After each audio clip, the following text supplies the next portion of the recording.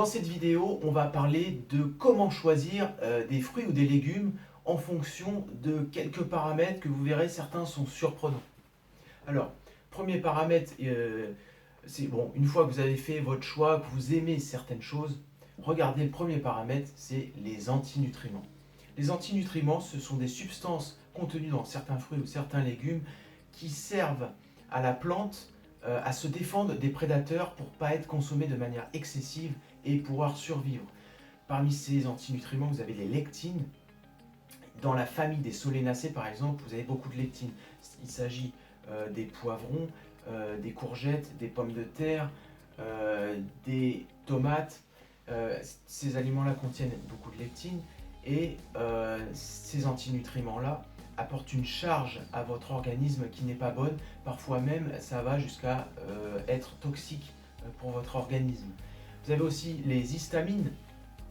On dit l'histamine, mais qui est contenu dans certains aliments et qui aussi sont déclenchés dans votre corps à cause de certains allergènes, dont la lectine par exemple. Voilà, c'est un antinutriment aussi, au même titre que le gluten, qui pose des problèmes, mais bon, là vous ne le trouverez pas dans les fruits ou les légumes. Un autre paramètre à considérer, on en parle beaucoup avec l'écologie, c'est la proximité. Le produit, si vous êtes en France, que vous voulez consommer des ananas, ça va être compliqué parce que ça vient de loin et c'est surtout que ce fruit, il va perdre en nutriments, en micronutriments surtout, puisque certaines vitamines ou oligo-éléments s'oxydent avec le temps et quand ils sont décrochés du végétal de base, ils sont décrochés, le temps compte. Donc le temps que votre ananas débarque ici par avion même ou par bateau, il va perdre en énergie vitale, comme disent les Asiatiques, ils ont un paramètre là-dessus, ils disent que les fruits perdent, ou les légumes, en énergie vitale une fois qu'ils sont cueillis. Donc le temps compte, il faut qu'il soit préservé en énergie vitale et en nutriments. Donc s'il vient de trop loin, il y a cette perte-là, sans compter l'empreinte carbone, tous ces problèmes d'écologie, de faire venir le produit de si loin, alors qu'à la base on est fait, d'après certaines études scientifiques, pour consommer ce qui est dans notre entourage. Alors, un autre paramètre, c'est bien sûr la saison. Si le produit, si le végétal pousse à ce moment-là, c'est qu'il y a une raison et que c'est le moment de le consommer. Et d'ailleurs, vous verrez qu'il y a des études scientifiques là-dessus, c'est que quand vous avez envie d'un produit, c'est souvent lié à un besoin de votre organisme. En général, si vous avez si vous avez envie de châtaigne en septembre, c'est que la châtaigne contient des choses, des nutriments, des micronutriments ou macronutriments qui font que vous en avez besoin à ce moment-là. C'est pour ça que c'est intéressant de respecter les saisons. Manger des fraises en hiver, c'est pas logique. C'est ni logique au niveau écologique et c'est pas non plus logique au niveau de la nutrition et des rythmes biologiques de l'être humain naturel. Un autre paramètre, les conditions. Alors là, très important, les conditions dont votre produit pousse. Dans quelles conditions il pousse. Alors, vous avez évidemment tout ce qui est agriculture forcée, agriculture exagérée. C'est-à-dire celle qui utilise les pesticides, les engrais, les fongicides, les herbicides, tout ça, tous ces produits chimiques, pour arriver à une productivité très forte. Et aussi l'agriculture raisonnée. Alors agriculture raisonnée, ça ne veut pas dire qu'il n'y a pas de produits chimiques, mais qui sont apportés de manière raisonnable, à ne pas confondre avec l'agriculture biologique. Agriculture raisonnée, c'est plus raisonnable, mais l'utilisation des produits chimiques sont autorisés quand même. Vous avez aussi, pour savoir que le produit a été pollué, c'est pas évident, mais la pollution aux particules diesel ou aux particules de kérosène, là il va falloir faire attention, mais bon, il faut vraiment savoir d'où vient votre produit. Évidemment, un maraîcher qui est à proximité d'un aéroport ou qui est en bordure de périphérique, il va falloir se méfier de ça, de ces produits, puisqu'ils vont avoir une pollution. Ce qui est important aussi, c'est le contact avec le sol. Il y a beaucoup de produits qui poussent hors sol, c'est-à-dire qu'ils sont surélevés, isolés du sol. Bon, ils poussent dans de la terre quand même, mais ils sont isolés du sol. Et pour plus de pratique, pour plus d'aisance à produire. ce produit-là. Il y a un magnétisme terrestre, comme on dit. Il y a une électricité, c'est pas de l'ésotérisme, hein, c'est vraiment un courant électrique, un magnétisme qui fait que les plantes, voire même les animaux et nous-mêmes, on a besoin de ce magnétisme. Il apporte des choses, il y a des études scientifiques là-dessus, c'est pas anodin.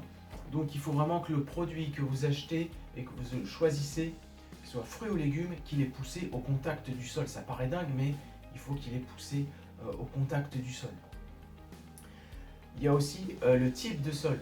Évidemment, tout ce qui pousse en forêt, c'est nickel. Tout ce qui pousse en plaine ou dans des endroits où il n'y a pas d'agriculture environnante, ça va. Mais après, méfiez-vous de ce qui pousse. Je veux parler par exemple quand vous cueillez des petites framboises ou hop dans un parc, souvent il y a des parcs ou des îles artificielles qui sont fabriquées avec du remblai. Dans les années 50-60, on a fait fabriqué quelques îles sur la Seine, par exemple à Paris, qui sont le sol, c'est du remblai, c'est des déchets de construction de l'époque qui ont servi à faire de la masse et faire fabriquer tout ça. Donc si vos produits poussent dessus, moi je vois pas très loin d'ici des pruniers ou des pommiers qui poussent sur une île en bord de Seine. Je sais que c'est des remblais, il y a eu des études de fait, il y a de la pollution aux métaux lourds en dessous, pollution au plomb en particulier ou des choses comme ça, qui viennent des produits, des matières de l'époque qui sont là-dessous et qui continuent d'émettre leur pollution. Ensuite, un autre paramètre important, c'est la cueillette. Comment ça a été cueilli? Alors ça, pour le savoir, il n'y a que si vous le faites vous-même. Dans votre jardin, vous poussez vos fruits ou légumes, vous le cueillez à votre manière. Alors je parle de manière le raisonnable, d'être raisonnable dans la manière de cueillir et de consommer, enfin de cueillir, de prélever le produit. Parce qu'il y a des études de fait aussi sur le fait que les plantes communiquent entre elles. Si elles voient aussi que elles sont excessivement consommées, que ce soit des feuilles, des fruits ou le légume, et ben elles réagissent, elles émettent des produits, souvent des antinutriments d'ailleurs, elles émettent plus de produits pour que le prédateur ne consomme moins, parce que sinon elle ne survivrait pas.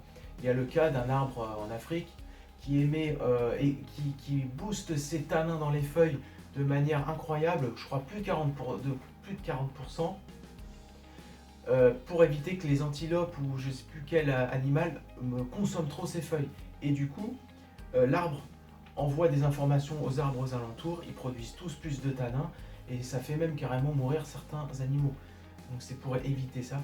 Et donc, si votre produit, votre fruit ou votre légume a été cueilli de manière pas raisonnée, donc il faut se poser la question, qu'est-ce qu'il va contenir comme nutriments si il a été cueilli avec excessivité avant qu'il vous soit mis à disposition. Donc voilà. Il y a ça ensuite. Donc il y a la manière de se le procurer. Donc évidemment, si vous le faites pousser dans votre jardin, c'est l'idéal. Si vous le prenez en forêt, c'est l'idéal aussi, puisqu'en forêt, l'environnement est bien préservé, il n'y a pas de pollution en général. Et vous allez me dire, ouais, mais en forêt quoi? En forêt des courgettes? Non. Tout ce qui est fruits sauvages, ou même tout ce qui est les orties, certaines fleurs que vous pouvez consommer en infusion après aussi, mais là on n'est plus dans les fruits et légumes. Mais voilà, c'est aussi ce qui pousse en forêt, en fruits. Et j'ai essayé de faire pousser des betteraves, mais bon, ce qui est embêtant, c'est que les rongeurs mangent les feuilles, enfin, ça marche pas très bien. Mais il y a des endroits où ils font pousser dans des endroits très préservés, très sains, en forêt, des fruits ou des légumes. Et j'imagine que ça apporte. Le végétal puise les bons nutriments et les apporte à ses fruits. Là, c'est intéressant. Vous avez aussi un autre paramètre, c'est choisir vos aliments. Bon, là, on est dans les fruits et légumes en fonction de votre groupe sanguin. C'est quelque chose d'un peu controversé, mais il y a des études scientifiques sérieuses sur le sujet et très intéressantes, des livres aussi. Et vous pouvez voir qu'en fonction de votre groupe sanguin, que ce soit groupe AB, groupe O, O+, A, il y a certains aliments qu'il faut privilégier et d'autres non.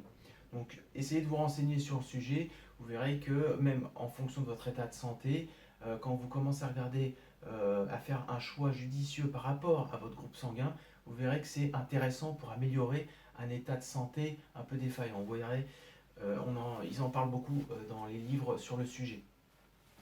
Donc voilà, si vous voulez choisir un fruit ou un légume, en fonction de tous ces paramètres-là, ça va vous donner forcément à la fin quelque chose, un aliment qui contient des nutriments de grande valeur et qui vous apportera les bons micronutriments, la bonne énergie vitale et voilà, ça sera beaucoup plus sain pour vous.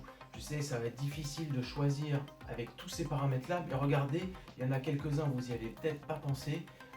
Moi, j'ai fait des filtres comme ça, j'ai pris un papier, un crayon, j'ai regardé tous ces filtres et je me suis dit, ok, ça, est-ce que je peux, déjà, je vire toute cette série puisqu'il y a de la lectine dedans. Après, groupe O, ok, qu'est-ce que dit le livre? Ok, groupe O, effectivement, ils disent aussi les lectines, faut dégager. Ok, bon, bref, j'ai fait un récapitulatif. Je l'ai en note dans mon téléphone, comme ça quand je fais des cours, je me dis ah ouais, patate douce, non pas trop pour moi, ça ouais ok, ça machin. Et vous verrez en fait, souvent on dit ouais mais bon c'est filtré comme ça, voilà ok, mais alors du coup on mange rien quoi, qu'est-ce qu'on mange? Quoi j'ai droit à quoi? Aux framboises c'est tout. Enfin non, vous verrez qu'en fait il y a des listes, enfin que votre liste, vous allez en tirer quelque chose, vous aurez pas mal de choix et ce sera un choix beaucoup plus judicieux, vous verrez. C'est assez sympa de regarder ça sous cet angle-là. Je vous dis à très bientôt dans une autre vidéo.